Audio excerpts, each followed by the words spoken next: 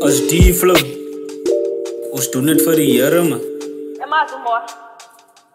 Ek wil praat saam met 'n jong man, wat dinge te span, om te hardloop met 'n gun, verkeerde dinge aan te vang.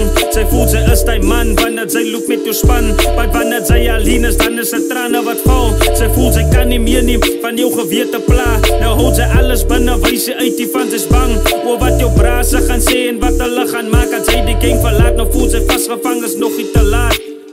Ek wil praat saam met 'n jong man, Jesus gee jou nog 'n kans. Ek wil praat saam met 'n jong man, neem vir Jesus Christus aan. Ek wil praat saam met 'n jong man, Jesus gee jou nog 'n kans. Ek wil praat saam met 'n jong man, maak gebruik van my kans. I know a lot of people who's wasting life. I almost wasted mine, but Jesus opened my eyes. Now I can see clearly like I'm wearing glasses. Was a disaster, but Jesus took me out of darkness, made me the light. Now everyone is calling me pastor. He snatched me out of the claws of Satan, so I am thankful. Yes, I am grateful for all the things that He has done for me. I was lost, but now I'm found. I was blind, but now I see.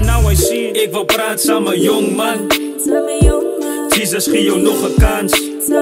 Ek wil praat saam met 'n jong man, neem vir Jesus Christus aan. Ek wil praat saam met 'n jong man, Jesus gee jou nog 'n kans.